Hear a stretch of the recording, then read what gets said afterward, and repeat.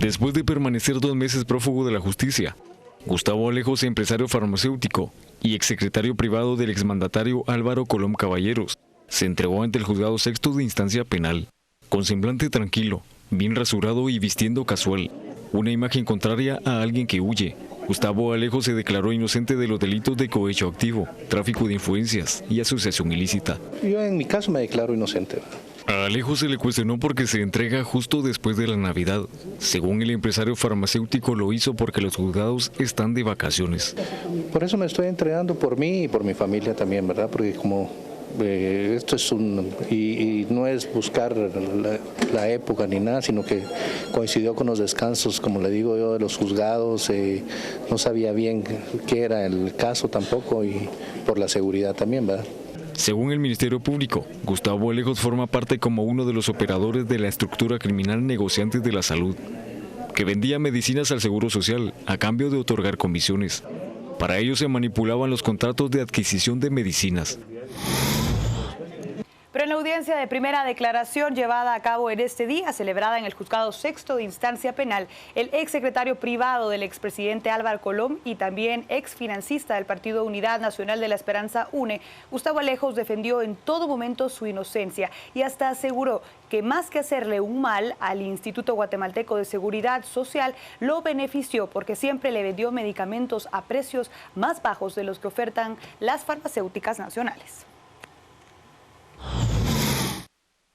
Que jamás me puse yo de acuerdo con alguien para ir a un precio mucho más alto, como en el caso de la metformina, como les repito, yo logré que la metformina se bajara a 50 centavos, después de que existe una adjudicación que a ustedes les debe de constar de Ajefinsa a 4 quetzales. O sea que yo creo que fue un beneficio para el Seguro Social de bajar los precios, como decía ahí. Lo que pasa es que si hubiera tenido tráfico de influencias, ¿usted cree que se hubieran tardado tanto en adjudicarme cuando yo era el de mejor precio, como lo dice la señorita fiscal? Todos los productos que yo gané fue por precio. Jamás me uní a ningún grupo y usted oyó ahí las llamadas donde me proponían a mí que me uniera ahí para poner los precios altos y mi respuesta ¿cuál era? Que no. Yo bajé los precios en su totalidad. El alfacalcidol se lo bajé de 3 quetzales a 1 quetzal. El dutasteride empezó Agencias J.I.C.O.E. vendiéndolo a 13 quetzales. Lo bajamos hasta 5 quetzales, perdiéndole yo al producto. Y ahora que yo me salgo del mercado, ¿cómo cree que lo están vendiendo? A 13 quetzales otra vez. Yo no sé si es pecado, licenciada, vender uno a un precio más barato. Si usted se da cuenta, yo no hablo con ningún director para decirle que me adjudique, no le ofrezco a nadie ningún centavo. La señorita dice ahí que yo hablo con un miembro de la junta directiva que se llama Gustavo, lo cual es totalmente falso. No conozco al señor Gustavo. E iniciamos la discusión como todas las noches, escuchando cuáles son sus comentarios. Y esto lo hacemos a través de las redes sociales, utilizando la etiqueta Entrega Alejos. Veamos qué es lo que en esta ocasión han compartido con nosotros. Mario Figueroa dice: la única razón de Entrega Alejos es si ya tiene su proceso asegurado. Es problema del sistema, no de personas. Brandon Rodríguez, por su parte, dice: no sería raro que ya bajo la mesa hubiera piezas para comprar a los jueces. La justicia en el país es un mal chiste. Denis Agastú me dice, utilizando nuestra etiqueta Entrega Alejos, sin fundamento las declaraciones. Jueces hay y siguen de vacaciones. No medida sustitutiva, cárcel por la atenuante de prófugo de la justicia, dice. Rojos Chapín dice: investiguen a Intexa y los nexos de Alejos para hacer negocios con el IX y muchas entidades del gobierno. Denis Agastú me dice también: cuero de ladrón aquí no es doctor anglosajón que por entregarse sea benevolente la justicia. Tenía orden de captura y por ello merece cárcel. También Huichito dice: ¿qué tal si explica de dónde tiene una fortuna de 180 millones de dólares? ¿Será por vender más barato? hace la pregunta. Y también Marvin Monzón dice, él vendía a precios más bajos comparados con ofertas de sus mismas empresas con Cusión. Y Ana María Sánchez, quien todas las noches participa con nosotros, nos dice, ¿por qué a un precio menor? Porque seguro no cumplían con la calidad. No creo que por buena onda perdía plata. Hace su comentario Ana María Sánchez y muchos de los televidentes que en esta ocasión participan con nosotros, como siempre. Y recuerde, nuestra etiqueta entrega a lejos. Iniciamos ahora la discusión con Adrián Zapata. Curiosamente y también de muy buena manera podemos decir que contamos con la presencia de dos abogados para que nos hablen un poco de qué repercusiones podría tener este proceso. Buenas noches, Adrián. Buenas noches, Ana Lucía. Bienvenida también, Edgar. Gusto verte. Igual a todos en la casa.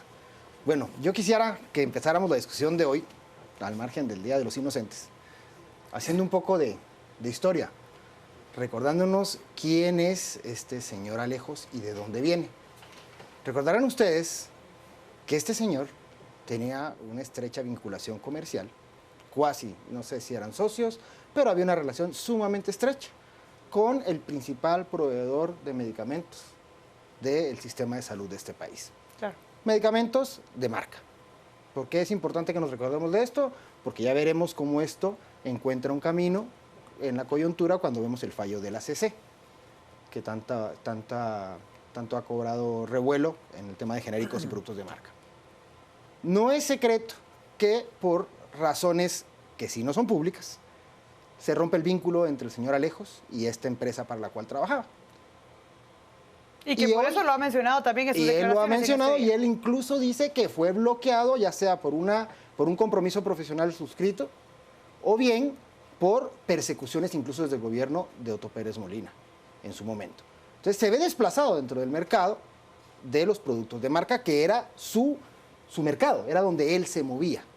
Y entonces él hoy en la declaración aduce que no le quedó más que trasladarse al lado de los genéricos con una postura visionaria, porque el mundo va para los genéricos. Muy empresarial, ¿no? Es correcto.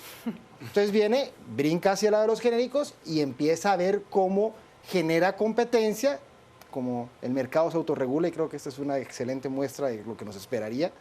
Pero en ese contexto se empieza a mover en el ámbito de los productos genéricos, cooptando algunos lugares de mercado que no estaban cooptados a su vez por el contrato abierto, que era un mercado cautivo que seguía teniendo esta farmacéutica de la que él se separa.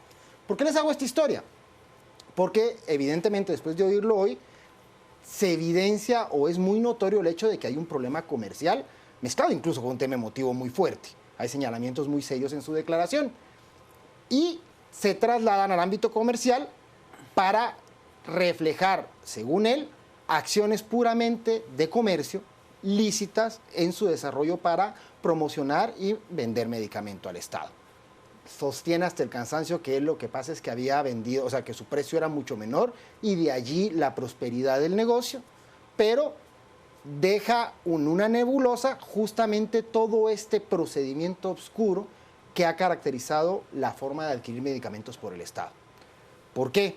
Porque ahora resulta que él dice, sí, eso existe, eso ha pasado siempre, pero yo no lo hice. Pruébenme a mí que en las llamadas o en las escuchas yo estoy ofreciéndole dinero a alguien, tratando de desvirtuarse del tema del cohecho, o que yo me asocié con alguien para algo, tratando de echar por tierra el esquema del señalamiento de asociación ilícita, y también habla de que él no recibió un solo centavo. Entonces, trata de ir rompiéndolo bajo el argumento de que el problema es que él se metió al mercado de los genéricos y se fue comiendo el mercado y está recibiendo una venganza comercial. Muy sintomático con el fallo de la CC y la postura de incluso la farmacéutica J. Cohen, que él mismo, no lo estoy diciendo yo, estoy retomando o parafraseando cosas que él expone hoy en su declaración. Hasta este momento de la historia vemos entonces que se separa, se va el hijo pródigo, trata de montar el esquema con productos de marca, simplemente no puede por X o Y razón, entra el tema de los genéricos y mi pregunta aquí es, ¿será que el expertise que él consiguió, más todas las relaciones que consiguió estando vinculado con entes políticos desde hace mucho tiempo, ese expertise es el que generó prosperidad en estas empresas? Y ojo, estoy diciendo expertise por no decir otra palabra. Por no decir cabildeo, ¿no? Pues una peor tal vez, ¿no? Bueno, veamos ahora qué dicen las personas en las redes sociales para para proceder después con Edgar Ortiz, que nos comente un poco su visión en ese tema. Labianc dice, ningún negocio sobrevive perdiendo. Esto haciendo, por supuesto, alusión a las declaraciones que hoy emitía el señor Gustavo Alejos, en el cual dice que incluso perdía dinero cuando bajaban los precios con algunos medicamentos. Alberto Pereira Oroz dice, Alejos, benefactor de la salud pública en Guatemala. Denis Sagastú me dice, encima cívicos no han entendido que Guatemala ya despertó y que vamos a pelear hasta verlos en la cárcel. Nacionalistas GT dice, ¿cuánto daño ha hecho ese hombre a la salud de los guatemaltecos? Queremos justicia, utilizando por supuesto nuestra etiqueta entrega Alejos. Ricardo Zavala dice, la meformina que vendía no funciona, es una estafa, es de 1000 miligramos. Eso hace también alusión a muchos de los comentarios que han venido compartiendo con nosotros con respecto a la comparación del precio versus la calidad. Coleman Little dice, sí vendía medicamentos por debajo del costo, ¿cómo tiene tanta fortuna y cómo hay tanta escasez? Rodrigo también dice, ya tuvo bastante tiempo para preparar su defensa. Esperemos que el Ministerio Público esté a la altura de sus abogados, exigir. Y José Zúñiga dice, seguro bajó los precios a expensas del contenido de los compuestos, menos gramaje. Dice Sergio Arenales, dice también, increíble que Alejos diga que él vendía aún perdiendo dinero por vender más barato. ¿Quién hace esto? Tan bueno es él y por ello le han puesto también esta nueva etiqueta de benefactor Alejos. Edgar Ortiz, ¿qué opina sobre esto? ¿Hay peligro de fuga? ¿Se dará medida sustitutiva? ¿Qué podemos esperar mañana? Ana Lucía y Adrián, encantado de acompañarlos acá. Ahora vos del otro lado de la mesa, ¿no? Sí. Y en día que no nos toca, ¿verdad? Sí, el día además usurpando tu día, pero bueno. No, yo no sé, a ver, yo seguramente yo creo que por una razón de facto debían decretar prisión preventiva y es que ya demostró que hay peligro de fuga. Si estuvo, lógicamente, un buen tiempo prófugo, creo que es suficiente elemento convincente para pensar que él podría otra vez darse a la fuga o podría obstruir la justicia de alguna manera. Yo creo que por ahí iría un poco la decisión del juez, o debiera ir la decisión del juez. Lo que dice Adrián me parece muy importante para darle continuidad, porque hay que entender un poco el esquema de los delitos que se están imputando, en este caso a Alejos. Porque el esquema supuesto, porque estamos obviamente haciendo, ya que somos abogados acá, bueno, tú también estudias de Derecho, siempre haciendo alusión al principio de presunción de inocencia, lógicamente estamos en el campo de la presunción de inocencia y esperando a que se prueben las cosas, pero con la acusación que forma el Ministerio Público, lo que se le está acusando a él es de asociación ilícita, tráfico de influencias y cohecho pasivo. Activo o sea que, Alejos. Perdón, activo y pasivo, ¿no? Las dos. O sea que no, de alguna forma lo que están atacando es un presunto modus operandi que tenían ellos en el IX. Entonces, esto es bien difícil de probar, porque lo que están haciendo, el caso que ha montado el Ministerio Público, negociantes de la salud, como le llamaron ellos, tiene por objeto demostrar que los proveedores, las autoridades y los intermediarios se confabulaban para hacer negocios de forma ilícita. Es decir, me imagino que cambiando bases o incidiendo en el comité, incidiendo en los comités de licitación, y lo hablamos hace poco con vos, Adrián, acá.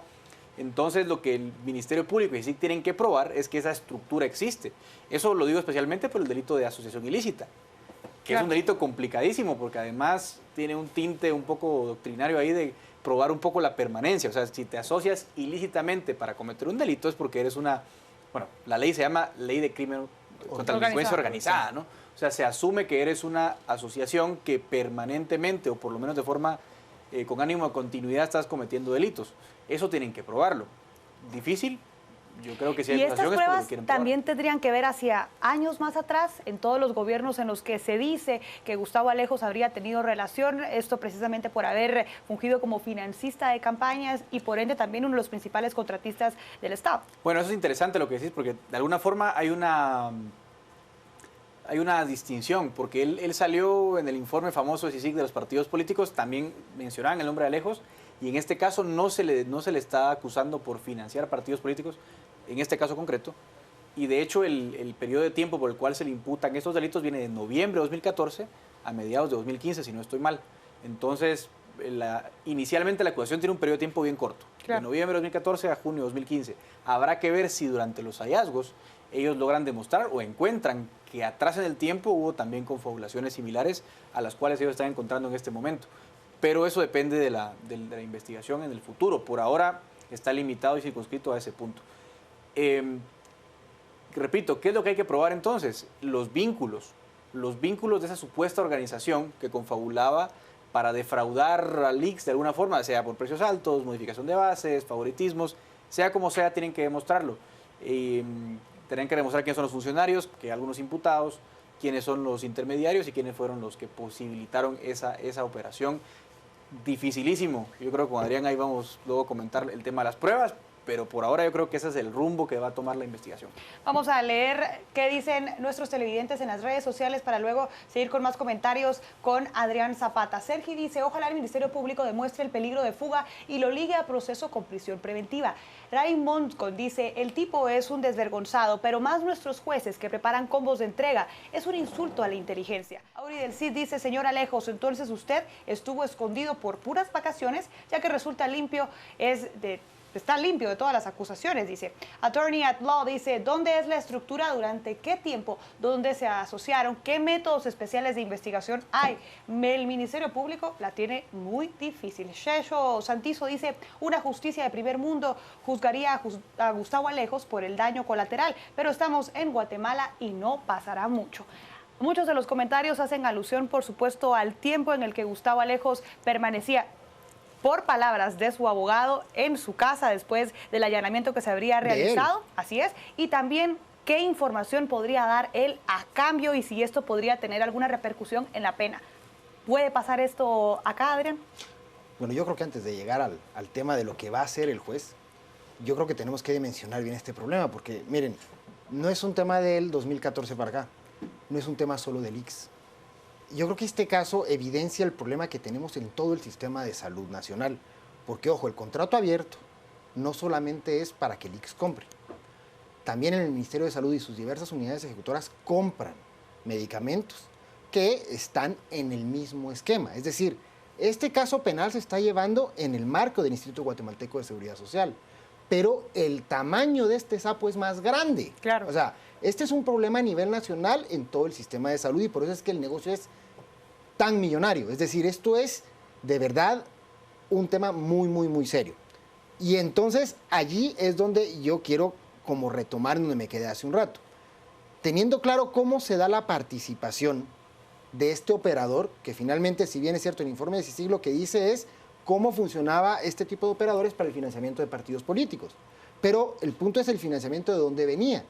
Y hoy se empieza a evidenciar no solo en cabeza de Gustavo Alejos, sino de todo el negocio de los medicamentos que se vive en este país. Y las demás empresas que también ayudan a que esa operación vaya a funcionar. Pero por supuesto, porque entonces ahora vemos que es histórico que los contratos abiertos se vayan prorrogando, manteniendo un mercado cautivo. Y ojo, mientras el señor Alejos trabajaba en la principal empresa que tiene cooptado el contrato abierto, nunca había pasado nada de esto, ni denuncia, ni nada. El pleito era gremial y la industria nacional siempre tratando de ver cómo se generaba una competencia más sana y caemos de nuevo en la discusión entre el genérico y los productos de marca. Pero es que una cosa es la discusión técnica de la calidad del medicamento y otra cosa es la cooptación de estructuras institucionales para favorecer a alguna farmacéutica. ¿Qué quiero decir yo con esto? Aquí el pecado original primero... No es el precio bajo, sin duda alguna. No es el precio bajo. En el precio bajo evidentemente está la masificación y ganar el evento. Que en efecto, él dice, y es que lo que pasa es que me molesta mucho cuando uno oye decir, yo ayudaba al ICS cuando está siendo vinculado a esto y todo el mundo ha padecido en el ICS. Bueno, con excepciones por la labor titánica de los médicos que allí trabajan, igual en el sistema de salud. Pero el tema de los insumos hospitalarios, veamos el tema de ICSPISA, el tema de los medicamentos de mala calidad, o sea, todo el mundo en este país conoce a alguien o ha padecido en carne propia una deficiente atención en el tema de medicamentos en el Seguro Social o en el sistema de salud. Pero en el caso particular de Alejos, lo que llama la atención es lo que yo les decía.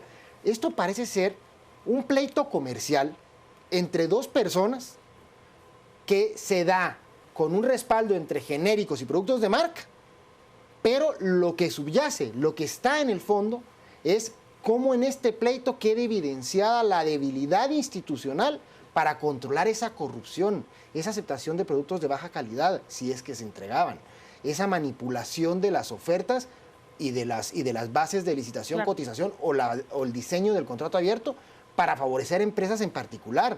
Y ahí es un sinsentido también hasta para la gente que defiende el mercado, porque finalmente también termina siendo una competencia desleal. Pero, ¿Cómo Adrián, puede haber empresa de medicamentos aquí cuando esta mafia tiene cooptada toda la institucionalidad, todo ese mercado cautivo, vaya. Vemos entonces una falencia en el sistema de compras y contrataciones del Estado y que ahora los está evidenciando, por supuesto, en el sistema de salud. ¿Qué mejoras entonces podrían venirse realizando? Es un Estado débil que evidentemente no puede controlar el mercado, que no se autorregula. Y esta es una prueba clarita de eso, ¿no? Precisamente, ¿qué modificaciones deben de contemplarse ahora?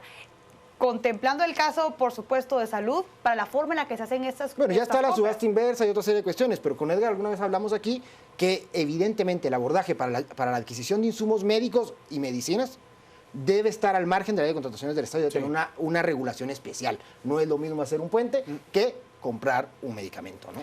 Edgar, ¿qué puede decirnos? Yo creo que hay varias cosas. Por ejemplo, primera vez, o sea, no es lo mismo hacer una carretera en términos de adaptación que comprar medicinas, sobre todo porque la compra de medicinas, medicamentos y demás insumos tiene un componente de tiempo bien especial. Probablemente las demandas son muy rápidas, muy constantes, a plazos muy cortos, pero además hay otro problema que yo creo que ahí con Adrián tenemos que discutir un poco más.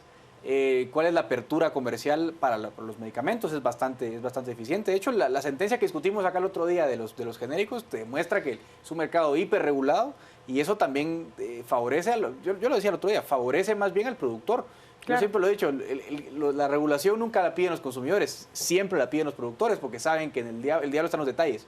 Entonces, mientras más engorrosa sea la regulación, también más ventajas tienes. Entonces, yo creo que efectivamente hay que hacer una regulación especial, en el caso de las medicinas, que sea más flexible, pero que también sea más transparente. Pero no puedes dejar de lado en ningún momento el hecho de que hay que flexibilizar un poco más el mercado de las medicinas, porque si le ponemos demasiadas trabas en términos de comercialización, permisos de importación y hacemos más engorroso el proceso de registro, quienes se van a beneficiar son las empresas que ya proveen al Estado, que ya son amigas de los políticos y que ya están operando en ese esquemita, digamos, corrupto y perverso del Estado. Que eso es lo principal. La competencia no sale de la nada, la competencia es un resultado de un ambiente del cual se respetan las reglas del juego iguales para todos, ¿no? Entonces, yo creo que ese punto es fundamental. Lamentablemente es muy complicado hablar quizás en esto, bueno, no solo en este espacio, en cualquier espacio, entrar a detalle de cuáles son aquellos elementos que entorpecen el mercado de los medicamentos es difícil, pero solo les digo una, que fue la que discutimos ese día. El Estado te tiene que decir cuáles son los que sí se permiten y cuáles son los que no se permiten. Yo sería más confiado de sujetar a responsabilidad al funcionario que compre una medicina que no está, que de alguna forma no tiene el contenido que dice tener o algo así, que son temas o que no pase el examen de eficacia de que tanto se ha venido hablando, ¿no? Por supuesto. Es que si no está, no lo pueden comprar. Por supuesto, eso está bien. O sea, digamos, el laboratorio no te los exámenes, certifica, no estén en comprar. Claro, los exámenes de eficacia básicos están bien, pero luego hay una serie de registros adicionales que obviamente, hablábamos el otro día, entorpecen la comercialización. No tanto a nivel solamente técnico, sino ya registros, permisos y demás cuestiones, ¿no? Entonces, sin esas cuestiones resueltas, río revuelto van a ser pescadores y los que ya están proveyendo el Estado van a seguir completamente impunes y felices en el sistema, ¿no? Vamos a leer una última vez más los comentarios de todas las personas que hoy nos observan en A las 10 p.m. utilizando la etiqueta entrega a lejos para ir luego a la pausa y regresar con más comentarios y por supuesto más segmentos aquí en A las 10 p.m. Brandon Rodríguez dice, ¿quién va a llegar a sustituirlo? ¿Cambiará la situación con su entrega? El ministro de Salud de... JM dice, tendrá que hacer reformas. Es importante mencionar que no son farmacéuticas, son distribuidores de medicinas. Eso, por supuesto, es un tema importante. Tercerizan procesos de venta. CAF dice, cuando toda la acción mafiosa está bien ejecutada, claro, ¿cómo podría sentirse culpable? También Beatriz dice, ¿será una burla más? Todos aparecen y no hay justicia. ¿Cuántas vidas más? No más de lo mismo. Este tipo no tenía ni un pelo de prófugo y se ve tranquilo. Él ya sabe que va a salir libre. Qué triste, dice Víctor. También José Pichardo dice, no es solo Alejos, falta el resto de la red. Álvaro Marroquín dice, también se merece una ceiba de oro el sinvergüenza. Qué cinismo. El doctor Sergio Hernández dice, el superbufete tránsfuga de la CICIG se estrena defendiendo un pez gordo de la corrupción. Esto me huele muy mal. Mario Figueroa dice también, aumento de $13.50 a $750 la tableta de Daraprim en Estados Unidos. El negocio de medicamentos está podrido en todo el mundo, dice. El doctor Sergio Hernández también hace alusión a muchos de los agravantes que se deberían de contemplar en este caso, y tenemos 3 comentarios más de Pepe Wolf, quien dice: podrían discutir ética del abogado defensor con ese gran conflicto de intereses viniendo de la CICIG. Y la chispa adecuada dice, como dijeron por ahí en Guatemala, si usted es prófugo de la justicia, entréguese cuando quiera. Igual no lo van a capturar. El Mendel dice, insto a médicos, honrando su juramento, que se declaren colaboradores eficaces y hundan a este capo y a este sistema asesino silente. Oiga, un gran punto el que plantean en esta ocasión, haciendo alusión, por supuesto, a muchos de los testigos que día con día ven lo que sucede en el sistema de salud. Vamos a ir a la pausa. Al regresar, seguiremos leyendo más de sus comentarios y, por supuesto, escuchando el análisis de, en esta ocasión, Edgar Ortiz y Adrián Zapata.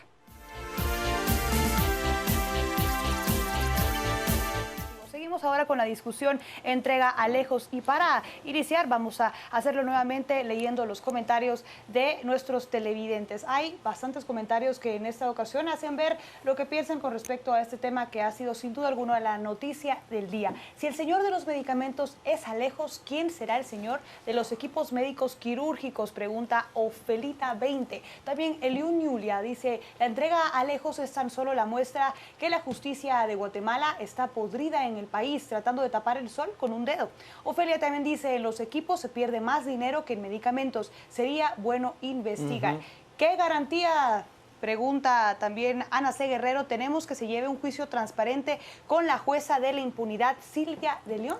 Carlos Martínez también dice, pareciera que sus ventas a precios bajos son durante el gobierno del Partido Patriota. ¿Y cómo estarán sus precios durante la UNE? Esa es una de las cuestionantes más recurrentes aquí con respecto a ¿qué tanto se puede llegar a saber de la relación de Alejos con otros partidos políticos? Mario Monterroso dice, toda la culpa de lo que pasa con las medicinas es por los gobiernos comprometidos con financistas mafiosos. Rubén Herrera, por su parte, dice, las juntas calificadoras no deberían de ser conformadas por empleados, pues nombran a dedo a los serviles que las conforman. Edgar A. Bobadilla dice, tráfico de influencias, le pasaban los precios más bajos para que los mejorara a costa de la calidad del producto. Y Ricardo de León dice que tengan evidencias claras, de lo contrario los casos caen y es más en deterioro del sistema de salud.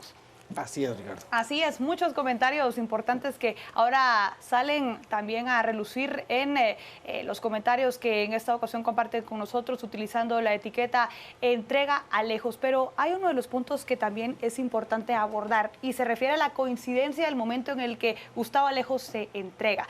Justo cuando se empieza a conocer ya de estas acciones legales para poder presentarse en contra del reglamento en el sistema de salud. ¿Qué relación tiene esto? ¿Es una estrategia o simplemente es una casualidad? Adrián. Bueno, yo creo que la entrega de este señor Alejos, después de 2 meses de estar prófugo, sí tiene una... O sea, no hay que echar en saco roto lo que pasa en el negocio de los medicamentos y de la entrega de este señor, sobre todo porque estaba aislado por obvias razones del manejo del sistema. Pero ¿qué sucede? Se genera la acción de inconstitucionalidad por parte de Joticoin, la Corte de manera ligera decide acoger la inconstitucionalidad, clara con lugar, inmediatamente después la farmacéutica o Joticoin viene y solicita el retiro del mercado, el retiro del registro de estos productos.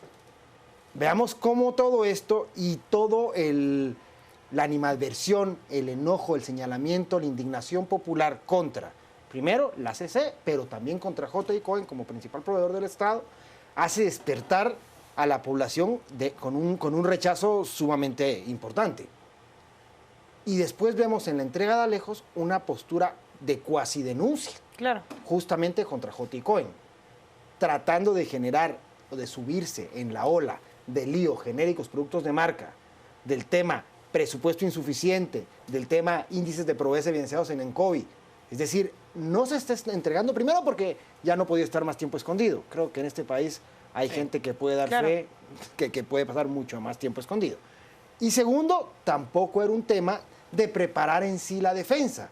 Creo que aprovecha la oportunidad porque la coyuntura le favorece para este argumento que está dando él en su defensa. Pero miren, aquí también hay que resaltar algo, y es cómo el esquema de esta podredumbre, como yo les decía hace un ratito, no solo va desde el ICS hasta el Ministerio de Salud, porque también va pasando incluso por el otro gran comprador en el tema del contrato abierto, que es el Ministerio de Defensa, y también en el esquema de lo que ha sido históricamente el Ministerio de Finanzas como administrador del contrato abierto, donde también tenía que haber un alfil que pudiera terminar de hacer cuadrar el engranaje a lo largo de la historia. Esto no es nuevo.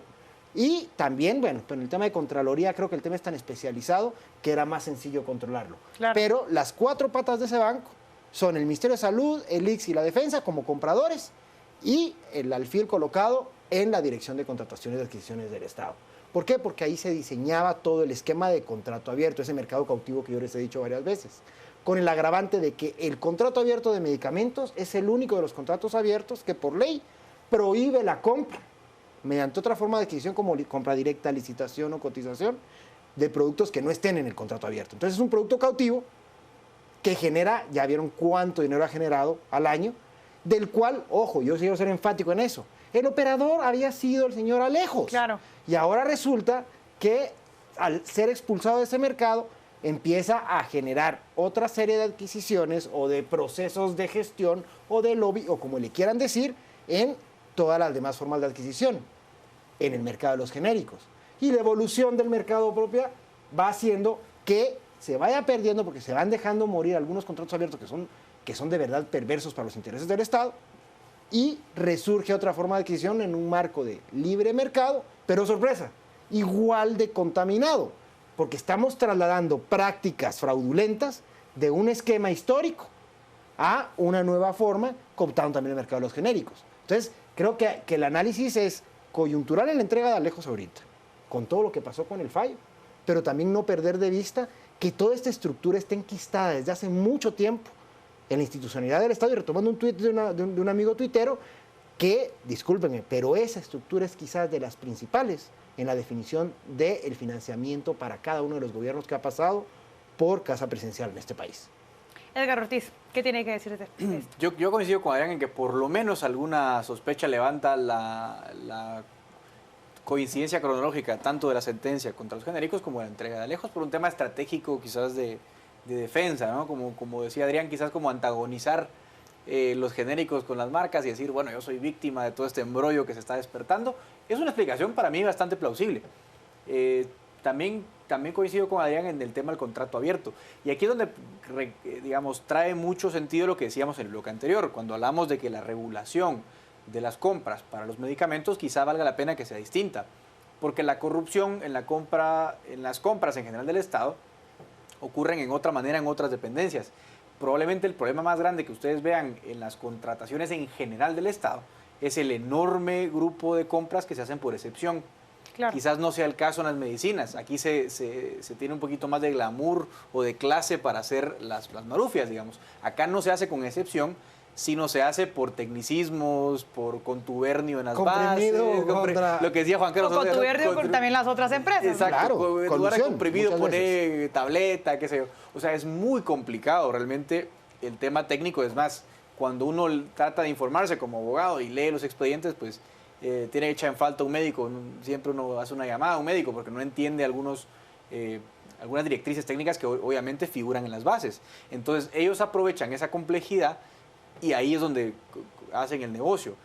No es lo mismo, por ejemplo, del Ministerio de Defensa o del Ministerio de, qué sé yo, de Comunicaciones, donde probablemente es la compra por excepción o la valoración de obra por otras razones, pero no tiene que ver con la complejidad técnica que te permite hacer maniobras muy fáciles que aparentemente son transparentes. Entonces tú cuando oyes a alguien que dice, o cuando oyes a Alejos decir, yo vendía debajo del precio, a lo mejor te dice la verdad, lo que no te dice es cómo se montó la base de tal forma que aparentemente yo soy el de más bajo costo. Y sobre eso también, ¿qué injerencia tiene las personas que forman parte de la Junta Calificadora? Que como bien ha dicho uno de nuestros amigos tuiteros, en muchas ocasiones solo forman parte del equipo de trabajo del ministerio, pero no precisamente son las personas más capacitadas para conocer del tema. ¿Qué podemos decir sobre eso? Miren las pobres enfermeras del caso Xpisa, de verdad, en un tema de hemodiálisis.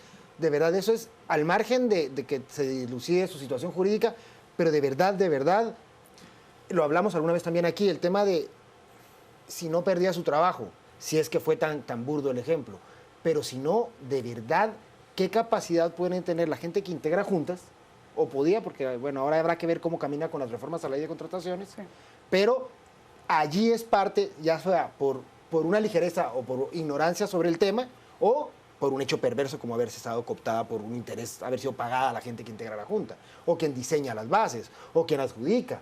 Es que de verdad, el esquema, llegar a lo burdo que decía Edgar, es el colmo de la desfachatez, cuando estructuras como esta en particular ha tenido una historia de optimización, de aceitar bien todo el engranaje. O sea, si hay una estructura montada que funciona bien en este tipo de cuestiones, en la podredumbre y en la corrupción del Estado, es el tema de los medicamentos. Totalmente. Ahí no hay pierde. ¿Qué les parece si leemos algunos de los comentarios y seguimos con la discusión? Aquí dice el doctor Sergio Hernández, dice, los partidos políticos son organizaciones criminales debido a su financiamiento sin control. También el doctor nos dice, mucho de esta corrupción se debe al financiamiento privado perverso. Urge una reforma seria a la ley electoral y de partidos políticos. WAC dice, esos medicamentos, igual que los políticos, no sirven para nada. El doctor Sergio dice, con estos casos todo el sistema está bajo una gran prueba y presión. El pulso entre impunidad y justicia es muy fuerte. Carlos Martínez dice, pareciera que sus ventas a precios bajos son durante el gobierno del Partido Patriota y cómo estarán sus precios durante la Unidad Nacional de la Esperanza UNE. Y sobre esto hacía alusión también ya Edgar Ortiz con respecto al informe que se ha presentado recientemente y la periodicidad del mismo. Quizás no llegan a ese tiempo. Ofelia dice, si el señor de los medicamentos es Alejos, ¿quién será el señor de los equipos quirúrgicos? Excelente, y quería regresar acotación de hacia Ofelia. ese tema. Excelente. ¿Qué pasa con los equipos quirúrgicos y también el negocio que hay detrás de esto? Porque no solo es en el tema de medicamentos. Edgar Ortiz. No, es muy complicado porque lo que hablamos, ¿no? La Junta Licitadora probablemente no está compuesta por la gente que debería saber los pormenores de estos aparatos y se acaba contratando a las empresas que también influyen en las bases, influyen en las características y acaban colando los aparatos. Aquí yo creo que hay otro elemento que introducir en el debate. Quizás lo que echamos en falta también en el tema de las contrataciones es la famosa, si me echa ahí un cable, Adrián, la famosa dirección de compras y contrataciones.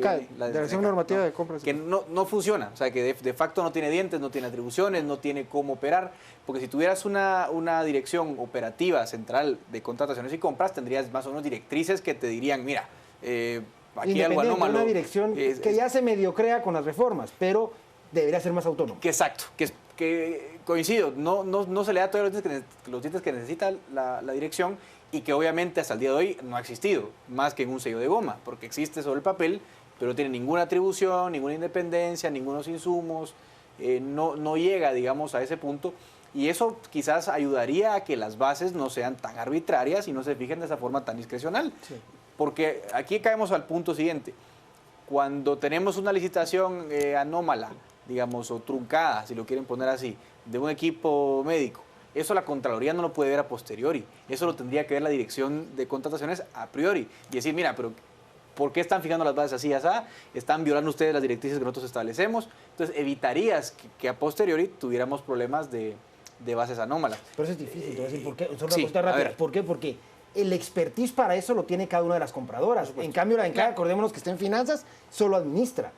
Entonces, por eso es que en el diseño original estaba que entonces expertos de cada una de las dependencias participaran. Lo que pasa es que son corrompibles. Por supuesto. Es como cuando se adquiere, eso es cuando se adquiere el equipo. Pero pensemos, hay casos en el Ministerio de Salud que ha pasado a lo largo del tiempo. Por ejemplo, las famosas máquinas de anestesia que costaron una millonada. Había gente del personal inescrupulosa, afortunadamente no todos los saludistas son así, que las boicoteaban o que les ordeñaban la anestesia.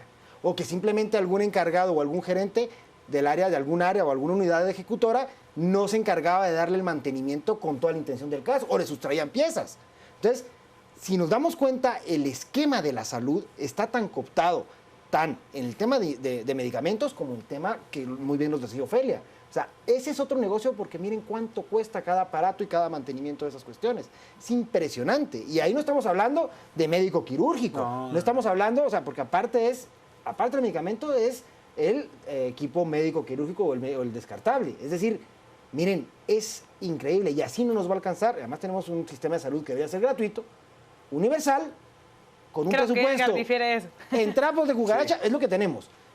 Con un financiamiento en trapos de cucaracha a nivel presupuestario y encima ordeñado de una manera desmedida, inescrupulosa y mezquina por esta gente que son mercaderes de la salud y de la vida de la gente, ¿no? Ahora, Adrián, Edgar, ya casi nos estamos quedando sin tiempo. Mañana será un día crucial para este caso. Mañana la jueza deberá decidir si es ligado a proceso o no y qué medidas también tendrá que contemplar con el caso de Gustavo Alejos. Ya lo ha dicho Justicia ya y lo comparte con nosotros. Lo mejor pareciera ser que es fugarse primero, después negociar la entrega y de premio que le den medida sustitutiva. Como abogados, ¿qué vaticinio podrían dar ustedes para el día de mañana? Yo creo que hay, a ver, dos cosas. Yo creo que sí se le debe, por lo menos en este punto, ligar a proceso, dictar auto de prisión preventiva, no darle medidas sustitutivas sencillamente por lo que exponíamos al principio. Los criterios para otorgar una medida sustitutiva deberían ser que no obstruya la justicia y que no haya peligro de fuga. Las dos creo que están presentes. Es una persona influyente, es una persona que estuvo prófugo de la justicia abiertamente, que si bien se entrega, pues ya demostró su capacidad de eludir la justicia, con lo cual se le debe dictar autoprisión preventiva y se le debe tener por lo menos como sospechoso a este punto del proceso, porque aquí no estamos hablando de acusación todavía, sino de fase preparatoria. Claro. Se le debe tener ligado a proceso, porque yo creo que hay indicios suficientes para por lo menos sospechar que él está de alguna forma relacionado, no digo involucrado porque no es la fase procesal para decirlo, pero que sí está relacionado con las personas que presuntamente dirigen o son parte de esta organización criminal que defraudaba en las compras de medicinas. Por esas razones yo creo que debe darse autoprocesamiento y autoprisión preventiva. Adrián Zapata. No, yo coincido, creo que evidentemente es hasta absurdo pensar que alguien que está 2 meses prófugo Sí. y que se entrega, pues no. Aunque el abogado hay dijo lo riesgo de fuga. contrario, ¿no? Sí, ¿no? Sí. Y también creo que también la influencia que ha tenido este señor en todo el esquema, no solo en el esquema de salud pública, porque también recordemos que ahora como el pleito se va más allá con el tema de los genéricos en el mercado privado, creo que también coincidiendo y en atención al derecho de la presunción de inocencia, aquí hay indicios suficientes para saber que aquí algo está mal. Y al haber riesgo en los dos aspectos que atinadamente está diciendo el licenciado Ortiz, auto de procesamiento y prisión preventiva.